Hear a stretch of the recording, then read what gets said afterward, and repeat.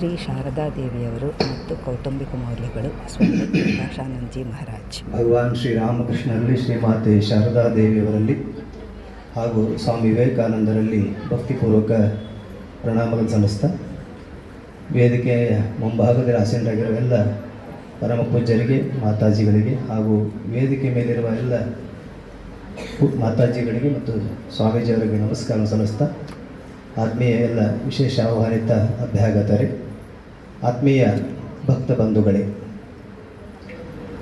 ಸಮಯ ಇದು 11:45ಗೆ ಪ್ರಾರಂಭ ಆಗಬೇಕಾಗಿದೆ ಅಧಿವೇಶನ. ಇದು ಸೆಷನ್ನು ಈಗ 12:15ಗೆ ಪ್ರಾರಂಭ ಆಗಿದೆ. ಹಾಗಾಗಿ ಕಡಿಮೆ ಸಮಯದಲ್ಲಿ ನಾವು ಆ ಚಿಂತನೆಗಳನ್ನು ಮಾಡಬೇಕು ಅಂತ ನಿರ್ಧಾರ ಮಾಡಿ ಮಹಾಮೇಧಾಂಜಿಯವರು ಕೂಡ ಭಾಳ ಕಡಿಮೆ ಮಾತಾಡಿದರು. ಹಾಗೆ ಒಂದೆರಡು ವಿಚಾರಗಳನ್ನು ಮಾತ್ರ ನಾವು, ಅವರ ವಿಷಯ ಮತ್ತು ನಮ್ಮ ವಿಷಯ ಎರಡೂ ಒಂದೇ ಅದು. ಗೃಹಸ್ಥ ಜೀವನಕ್ಕೆ ಮಾರ್ಗದರ್ಶನ ಅನ್ನೋದು ಒಂದೇ, ಕೌಟುಂಬಿಕ ಮೌಲ್ಯಗಳಂದರೂ ಎರಡೂ ಕೂಡ ಒಂದೇ. ಹಾಗಾಗಿ ಆದರೂ ಶ್ರೀಮಾತೆಯವರ ಜೀವನ ನಮಗೆ ಆದರ್ಶವಾಗಿ ನಿಲ್ಲುವುದೇ ಅವರ ಪ್ರಾಕ್ಟಿಕಾಲಿಟಿಯಿಂದ. ಅತ್ಯಂತ ಪ್ರಾಯೋಗಿಕವಾದಂಥ ಜೀವನ, ಅದನ್ನು ನಾವೆಲ್ಲರೂ ಕೂಡ ನಮ್ಮ ಜೀವನದಲ್ಲಿ ಪ್ರತಿನಿತ್ಯ ಅಳವಡಿಸಿಕೊಳ್ಳಬೇಕಾದಂಥ ಮೌಲ್ಯಗಳೇ ಶ್ರೀಮಾತೆಯವರಲ್ಲಿ ಇದೆ. ಹಾಗಾಗಿ ಇದು ಎಲ್ಲೋ ನಾವು ಬೇರೆ ಆಕಾಶದೆತ್ತರಕ್ಕಿರ್ತಕ್ಕಂಥ ಆದರ್ಶಗಳು ಅಲ್ಲಿಲ್ಲ. ಆದರೆ ಆ ಸಣ್ಣ ಪುಟ್ಟ ಮೌಲ್ಯಗಳನ್ನು ನಾವು ಅನುಸರಿಸುವುದರಿಂದ ನಾವು ಆಕಾಶದೆತ್ತರಕ್ಕೆ ಬೆಳೆಯಬಹುದು. ಅಂಥ ಅದ್ಭುತವಂತ ಜೀವನವನ್ನು ಶ್ರೀಮಾತೆ ಶಾರದಾದೇವರು ಬದುಕಿ ಹೋಗಿದ್ದಾರೆ. ಶ್ರೀಮಾತೆ ಶಾರದಾದೇವರು ಕುರಿತಂಥ ಜೀವನ ಗಂಗಾವನ್ನು ನಾವು ಅಧ್ಯಯನ ಮಾಡಿದರೆ ಸಾಕು. ಅದರಲ್ಲಿ ಈ ಎಲ್ಲ ಮೌಲ್ಯಗಳನ್ನು, ಕೌಟುಂಬಿಕ ಮೌಲ್ಯ, ಈ ಶಾರದಾ ಮಾತೆಯವರ ಜೀವನದಲ್ಲಿ ಎರಡೂ ಇದೆ. ಅಂದರೆ ಸಾಮಾಜಿಕ ಮೌಲ್ಯ, ಒಬ್ಬ ಗುರುವಾಗಿ, ಗುರುಪತ್ನಿಯಾಗಿ, ಅವತಾರ ಪುರುಷನ ಜೊತೆಗೆ ಸಹಧರ್ಮಿಣಿಯಾಗಿ ಬಂದಂಥ ಆ ಮೌಲ್ಯಗಳು ಇದೆ. ಅತ್ಯಂತ ಸಣ್ಣ ಪುಟ್ಟ ಅನಿಸುವಂತಕ್ಕಂಥ, ನಾವೆಲ್ಲ ಅನುಸರಿಸತಕ್ಕಂಥ, ಅನುಭವಿಸುವಂಥ, ಎದುರಿಸುವಂಥ ಸಮಸ್ಯೆಗಳಿಗೂ ಕೂಡ ಪರಿಹಾರವನ್ನು ಕೊಡುವಂಥ ಮೌಲ್ಯಗಳು ಶ್ರೀಮಾತೆ ಶಾರದಾ ದೇವಿಯರಲ್ಲಿ ಇದೆ. ಅವುಗಳನ್ನು ಒಟ್ಟಾರೆಯಾಗಿ ನಾವು 2-3 ಮೌಲ್ಯಗಳನ್ನು ಗುರುತಿಸುವುದಾದರೆ, ಇಡೀ ಎಲ್ರಿಗೂ ಗೊತ್ತಿರುವಂಥ ವಿಚಾರ, ಆದರೆ ಮಾಡೋದಕ್ಕೆ ಸಾಧ್ಯವಾಗದಂಥದ್ದು ಏನಂತಂದರೆ, ನಾವೆಲ್ಲ ಹೇಳ್ತೇವೆ, ಅಂದರೆ ಪ್ರೀತಿನೇ ಕುಟುಂಬದ ದೊಡ್ಡ ಮೌಲ್ಯ, ಪ್ರೀತಿಯಿಂದ ಇರಬೇಕು ಅಂತ. ಆದರೆ ನಮ್ಮಲ್ಲಿ ಆಶ್ಚರ್ಯ ಏನಂತಂದರೆ, ನಾವು ಪ್ರೀತಿಸಬೇಕಾಗಿರುವ ವ್ಯಕ್ತಿಗಳು ಯಾರು ಹೊರಗಿನವರಲ್ಲ, ಆದರೆ ಮನೆಯವರಲ್ಲೇ ನಾವು ಒಬ್ಬರೊಬ್ಬರು ಪ್ರೀತಿಸುವುದಿಲ್ಲ ಅನ್ನೋದೇ ದೊಡ್ಡ ದುರಂತ ಇವತ್ತು ಕುಟುಂಬ ಮೌಲ್ಯ. ಆದ್ದರಿಂದ ಶ್ರೀಮಾತೆ ಶಾರದಾದೇವಿಯವರು ತಮ್ಮ ಜೊತೆಗಿದ್ದಂಥ ಜೀವಿಗಳು, ಆವಾಗಲೇ ಹೇಳಿದ್ರಲ್ಲ, ಒಂದು ಪೊರಕೆಯನ್ನು ಹಿಡ್ಕೊಂಡು ಪ್ರತಿಯೊಂದನ್ನು ಗೌರವಿಸ್ತಿದ್ರು ಅಂತ ಹೇಳಿ, ಹಾಗೆ ಅವರ ಕುಟುಂಬದಲ್ಲಿದ್ದಂಥ ಅವರ ಸೋದರರಿರ್ಬೋದು, ಶ್ರೀರಾಮಕೃಷ್ಣರ ಮಾತು ಇರ್ಬೋದು, ಅವುಗಳೆಲ್ಲ ನಡ್ಕೊಂಡಿರ್ತಕ್ಕಂಥ ಶ್ರೀಮಾತೆಯವರ ಜೀವನವನ್ನು, ಕೆಲವು ಘಟನೆಗಳನ್ನು ನಾವು, ಅಂದರೆ ವಿವೇಕ ಪ್ರಜ್ಞೆ, ಒಂದು ಪ್ರೀತಿ, ಎರಡನೇದು ಶ್ರೀಮಾತೆಯವರದು ವಿವೇಕ ಪ್ರಜ್ಞೆ. ಆ ವಿವೇಕ ಪ್ರಜ್ಞೆಯ ಕೊರತೆಯಿಂದಾಗಿ ನಮ್ಮಲ್ಲಿ ಒಂದು 75% ಸಮಸ್ಯೆಗಳು ಬರೋದು ಯಾಕೆ ಅಂತಂದರೆ ಕಾಮನ್ ಸೆನ್ಸ್ ಇಲ್ಲದೆ ಇರ್ತಕ್ಕಂಥದ್ದು. ಶ್ರೀಮಾತೆಯವರಲ್ಲಿ ಸಣ್ಣ ಪುಟ್ಟ ವಿಷಯಗಳಲ್ಲೂ ಅದನ್ನು ನಾವು ಕಾಣ್ತೇವೆ. ಅವರ ಆ ಸಣ್ಣ ಪುಟ್ಟ 1-2 ಘಟನೆಗಳನ್ನು ನಿಮ್ಮೊಂದಿಗೆ ಹಂಚ್ಕೊಳ್ಳೋದಕ್ಕೆ ಇಷ್ಟಪಡ್ತೇನೆ. ನಿಮಗೆಲ್ಲರಿಗೂ, ಬಹಳ ಜನರಿಗೆ ಶಾರದಾದೇವಿ ಜೀವನದಿಂದ ಓದಿದವರಿಗೆ, ಶ್ರೀರಾಮಕೃಷ್ಣ ಜೀವನವನ್ನು ಓದಿದವರಿಗೆ ಗೊತ್ತಿದೆ. ರಾಮಕೃಷ್ಣರು ಒಂದು ಪಾಣಿಹಾಟಿ ಅಂತ ಹೇಳಿ ಜಾತ್ರೆಗೆ ಹೋಗ್ತಿರ್ತಾರೆ. ಹೋಗುವಾಗ ಎಲ್ಲ ಭಕ್ತರನ್ನು ಕರ್ಕೊಂಡು ಹೋಗ್ತಿರ್ತಾರೆ. ಇದು ಶಾರದಾ ಮಾತೆಯವರು ಕೂಡ ಗೊತ್ತಾಗುತ್ತೆ. ಶಾರದಾ ಮಾತೆಯವರು ಅಲ್ಲೇ, ರಾಮಕೃಷ್ಣರು ದಕ್ಷಿಣೇಶ್ವರದಲ್ಲಿ ಒಂದು ಕೋಣೆಯಲ್ಲಿದ್ದಾರೆ, ಸ್ವಲ್ಪ ದೂರದಲ್ಲಿ ನಹಬತ್ ಖಾನೆ ಅಂತ ಅಲ್ಲಿ ಶ್ರೀಮಾತೆಯವರು ಇದ್ದಾರೆ. ಅವರಿಗೂ ಕೂಡ ಎಲ್ಲರೂ ಜಾತ್ರೆಗೆ ಹೋಗ್ತಾ ಇದ್ದಾರೆ ಅಂತ ಶ್ರೀಮಾತೆಯವ್ರಿಗೆ ಗೊತ್ತಾಗ್ತದೆ. ಅವರಿಗೂ ಕೂಡ ಹೋಗಬೇಕು ಅಂತ ಒಂದು ಇಚ್ಛೆ ಬರ್ತದೆ. ಆದರೆ ಅವರು ನೇರವಾಗಿ ಕೇಳಲ್ಲ. ಯೋಗೇಂದ್ರ ಹತ್ತಿರ ಹೇಳಿ ಕಳಿಸ್ತಾರೆ, ನಾನು ಬರಬಹುದು ಆ ಜಾತ್ರೆಗೆ ಅಂತ ಕೇಳಿ ಅಂತ ಶ್ರೀರಾಮಕೃಷ್ಣ ಕೇಳೋದಕ್ಕೆ ಹೇಳ್ತಾರೆ. ಆವಾಗ ಯೋಗೇಂದ್ರ ಹೋಗಿ ರಾಮಕೃಷ್ಣರ ಹತ್ತಿರ ಕೇಳ್ತಾರೆ. ಈಗ ರಾಮಕೃಷ್ಣರು ಅವ್ರು ಎಲ್ಲಿರ್ತಾರೆ ಅಲ್ಲಿ ಆನಂದೋತ್ಸಾಹ ಇರ್ತದೆ ಅನ್ನುವಂಥದ್ದು ನಮಗೆಲ್ಲ ಗೊತ್ತಿರುವಂಥದ್ದು. ಆ ಜಾತ್ರೆಯಲ್ಲೂ ಕೂಡ ಶ್ರೀ ರಾಮಕೃಷ್ಣರ ಭಕ್ತರೊಂದಿಗೆ ಹೋಗ್ತಾ ಇರೋದು ಭಾಳ ಆನಂದದ ವಿಷಯ. ಅಲ್ಲಿ ಭಾಗವಹಿಸಬೇಕು ಅನ್ನುವಂಥದ್ದು ಸಹಜವಾಗಿ ಶ್ರೀಮಾತೆಯವ್ರಿಗೆ ಆಸೆಯಾಗಿದೆ.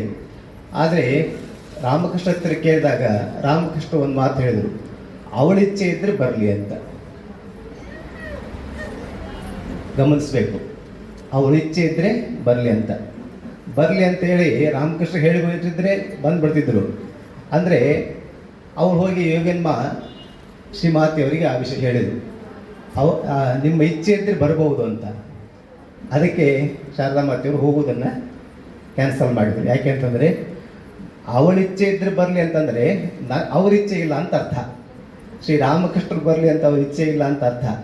ಇಂಥ ಸಂವೇದನಾಶೀಲ ಜೀವನ ನಮ್ಮಲ್ಲಿ ಕೌಟುಂಬಿಕ ವ್ಯವಸ್ಥೆಯಲ್ಲಿ ಬಂದರೆ ಅದೊಂದು ದೊಡ್ಡ ಮೌಲ್ಯ. ಅಂದರೆ ಪರಸ್ಪರ ನಾವು ಒಟ್ಟಾಗಿ ಸಹಜೀವನವನ್ನು ಮಾಡುವಾಗ ಇಂಥ ಸೂಕ್ಷ್ಮತೆಗಳನ್ನು ಗಮನಿಸಬೇಕು ಮತ್ತು ಅದರಂತೆ ನಡ್ಕೊಳ್ಬೇಕು.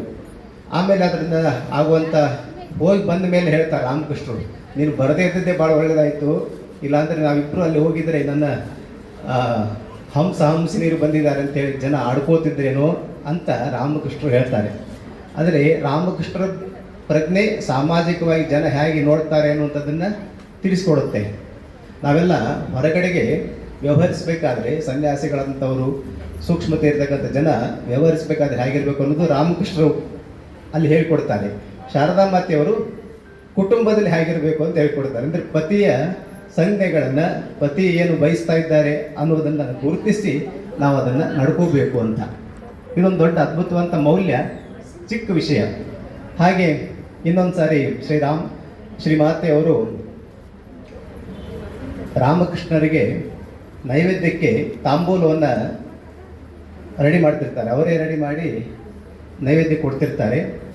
ಒಂದಷ್ಟು ರಾಮಕೃಷ್ಣರಿಗೆ ಮಾಡಿ ಕೊಡ್ತಾರೆ, ಇನ್ನೊಂದಷ್ಟನ್ನು ಅದಕ್ಕೆ ಒಳ್ಳೆ ಮಸಾಲೆ ಎಲ್ಲ ಹಾಕಿ ಬಹಳ ಚೆನ್ನಾಗಿ ಮಾಡಿ ಇಡ್ತಿರ್ತಾರೆ. ಅದನ್ನು ಒಬ್ಬ ಭಕ್ತಿ ಬಂದು ಕೇಳ್ತಾರೆ, ಇದು ಯಾರಿಗೆ ಅಂತೇಳಿ, ಅಮ್ಮ ಇದನ್ನ ಯಾರಿಗೆ ರೆಡಿ ಮಾಡ್ತಾ ಇದ್ದೀರಿ, ಇದನ್ನ ಯಾರಿಗೆ ರೆಡಿ ಮಾಡ್ತಾ ಇದ್ದೀರಿ ಅಂತ. ಅದಕ್ಕೆ ಶ್ರೀ ಮಾತೆಯವರು ಇದು ಶ್ರೀ ರಾಮಕೃಷ್ಣ ನೈವೇದ್ಯಕ್ಕೆ ಅಂತ. ಆ ನೈವೇದ್ಯಕ್ಕೆ ಮಾಡಿದಂಥ ಬೀಡಾದಲ್ಲಿ, ಪಾನ್ ಬೀಡ, ಅದರಲ್ಲಿ ಅವ್ರು ಏನು ಹಾಕಿರಲ್ಲ, ಭಾಳ ಸರಳವಾಗಿರ್ತದೆ. ಬೇರೆದಕ್ಕೆಲ್ಲ ಮಸಾಲೆ ಹಾಕಿ ಕೊಡ್ತಿರ್ತಾರೆ. ಅದಕ್ಕೆ ಇದು ಮಸಾಲೆ ಹಾಕಿದ್ದು ಯಾರಿಗೆ ಅಂತಂದರೆ ಭಕ್ತರಿಗೆ ಅಂತ ಹೇಳ್ತಾರೆ. ರಾಮಕೃಷ್ಣನ ಆಗಲೇ ನಾನು ನನ್ನವ್ರನ್ನಾಗಿ ಮಾಡ್ಕೊಂಡ್ಬಿಟ್ಟಿದ್ದೇನೆ, ಇದನ್ನ ಯಾಕೆ ಮಸಾಲೆ ಹಾಕಿದ್ದು ಭಕ್ತರಿಗೆ ಯಾಕೆ ಕೊಡ್ತಾ ಇದೆ ಅಂದರೆ ಭಕ್ತರು ನನ್ನವ್ರನ್ನಾಗಿ ಮಾಡ್ಕೋಬೇಕಾಗಿದೆ ಅಂತ. ಅಂದರೆ ಸಣ್ಣ ಘಟನೆ ಪ್ರತಿಯೊಂದು ಈ ಶ್ರೀ ಮಾತೆಯವ್ರ ಜೀವನ ಹೀಗೆ ಸಾಗ್ತಾ ಹೋಗ್ತದೆ. ಆಮೇಲೆ ಕುಟುಂಬದಲ್ಲಿ ನಮ್ಮಲ್ಲಿ ಏನಿರ್ತದೆ ಅಂದರೆ ಅಹಂವಿಕೆ. ಈ ಪ್ರೀತಿ ಅನ್ನೋದಕ್ಕೆ ಅಡ್ಡಿಯಾಗಿರೋದೇ ನಮ್ಮ ಅಹಂ. ಆ ಅಹಂಕಾರ ಭಾವನೆ ನಮ್ಮನ್ನು ನಂದೇ ನಡಿಬೇಕು ಅಂತಕ್ಕಂಥ ಭಾವನೆಯಲ್ಲಿ ವರ್ತಿಸ್ತಾ ಇರ್ತೇವೆ. ಅದಕ್ಕೆ ಯಾರದು ನಡೆಯೋದಿಲ್ಲ, ಅಲ್ಲಿ ಭಗವಂತಂದು ಏನಿದೆ ಅದು ನಡೀತಿದೆ. ನಂದು ನಡೆಯೋಲ್ಲ, ಇನ್ನೊಬ್ಬ ನಂದು ನಡಿಬೇಕಂತ ಇರ್ತಾರಲ್ಲ ಅವನದು ನಡೆಯೋಲ್ಲ. ಯಾಕಂದರೆ ಆ ಭಾವನೆಯನ್ನು ನಾವು ತೊಲಗಿಸ್ಕೋಬೇಕು ಅಂತಂದರೆ ಪರಸ್ಪರ ಜೊತೆಗಿದ್ದಾರಲ್ಲ ಅವರ ಸೂಕ್ಷ್ಮತೆಯನ್ನು ಗಮನಿಸಿ ಅವರಿಗೆ ಅವಕಾಶವನ್ನು ಕೊಡಬೇಕು.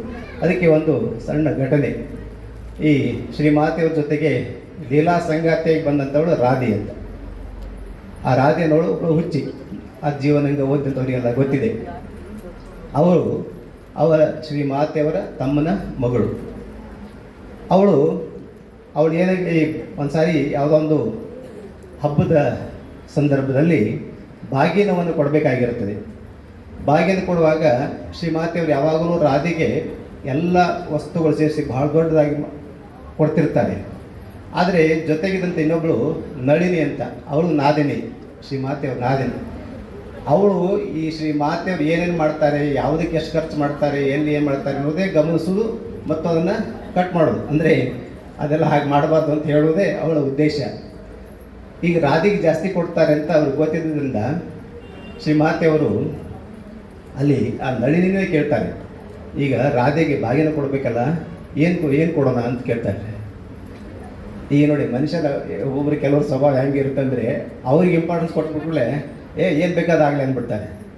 ಹಾಗೆ ಇವಳು ನಳಿನಿ ಇದ್ದಾಳಲ್ಲ, ಅವಳಿಗೆ ಕೇಳಿದ ತಕ್ಷಣ ನನ್ನ ಕೇಳಿದ್ರು ಅಂತೇಳಿ ಮೊದಲು ಶ್ರೀಮಾತೆಯವರು ಸ್ವಲ್ಪ ಕೊಡ್ಬೇಕಂತ ಇಟ್ಕೊಂಡಿರ್ತಾರೆ. ಆದರೆ ಇವಳು ಹೇಳ್ತಾರೆ, ಅಯ್ಯೋ ಅಷ್ಟೇ ಕೊಡದ, ನಿನ್ನ ತಾಯಿ ನಿನ್ನ ಗಾಂಭೀರ್ಯಕ್ಕೆ ಅದು ನಿನ್ನ ಘನತೆಗೆ ಕಡಿಮೆ ಆಗುತ್ತೆ, ಹೆಚ್ಚಾಗಿ ಕೊಡು ಅಂತ ಹೆಚ್ಚಾಗಿ ಅವಳೇ ಕೊಡ್ತಾಳೆ, ನಿಂತ್ಕೊಂಡು ದೊಡ್ಡ ಪ್ಯಾಕ್ ಮಾಡಿ ಕೊಡ್ತಾಳೆ. ಇದು ಘಟನೆ ಸಣ್ಣದು, ಆದರೆ ನಾವು ಸಹ ಒಂದು ವ್ಯವಹಾರದಲ್ಲಿ ಸಣ್ಣ ಪುಟ್ಟ ವ್ಯವಹಾರದಲ್ಲೇ ನಮ್ಗೆ ದೊಡ್ಡ ಪ್ರಾಬ್ಲಮ್ ಬರುತ್ತಾರೆ. ಪ್ರಾರಂಭ ಆಗುವುದೇ ಸಣ್ಣ ಪುಟ್ಟ ವ್ಯವಹಾರಗಳಲ್ಲಿ. ಹಾಗೆ ಅವರ ಈಗೋಯಿಸ್ಟಿಕ್ ನಾವು ಅವರಿಗೆ ಅವಕಾಶ ಕೊಟ್ಟಾಗ, ಅಂದರೆ ಆ ಕೆಲಸ ಶ್ರೀಮಾತೆಯವರು ಆಮೇಲೆ ಏನು ಮಾಡ್ತಾರೆ ಅಂದರೆ ಮುಗುಲು ನಗ್ದಿರ್ತಾರೆ. ಯಾಕೆಂದರೆ ನೋಡು, ನಳಿನಿಗೆ ಕೊಟ್ಟಿದ್ದಕ್ಕೆ ಅವಳು ನನಗೇನು ಕೊಡಬೇಕೆತ್ತಿದ್ದು ಅದಕ್ಕಿಂತ ಜಾಸ್ತಿನೇ ಕೊಡ್ತಾ ಇದ್ದಾಳೆ ಅಂತ ಸಂತೋಷ ಆಗುತ್ತೆ. ಹಾಗೆ ನಾವೆಲ್ಲ ವ್ಯವಹಾರದಲ್ಲಿ ಇದನ್ನು ಅಳವಡಿಸ್ಕೊಳ್ಬೇಕು. ಇನ್ನು ಸಾಮಾಜಿಕವಾಗಿ ಶ್ರೀಮಾತೆಯವರ ಅದ್ಭುತವಾದಂಥ ವಿವೇಕ ಪ್ರಜ್ಞೆಯನ್ನು ವ್ಯಕ್ತಪಡಿಸುವಂಥ ಘಟನೆಗಳು ಹಲವಾರು ಇದೆ ಜೀವನದಲ್ಲಿ. ಒಂದು ಘಟನೆಯನ್ನು ಹೇಳಿ ನನ್ನ ಮಾತು ಮುಗಿಸ್ತೇನೆ. ಅಲ್ಲಿ ಒಬ್ಬ ಡಾಕ್ಟರ್ ಕಂಜಿಲಾಲ್ ಅಂತ ಹೇಳಿ ಒಬ್ಬ ಆಸ್ಪತ್ರೆಯನ್ನು ನಿರ್ಮಾಣ ಮಾಡಿರ್ತಾನೆ.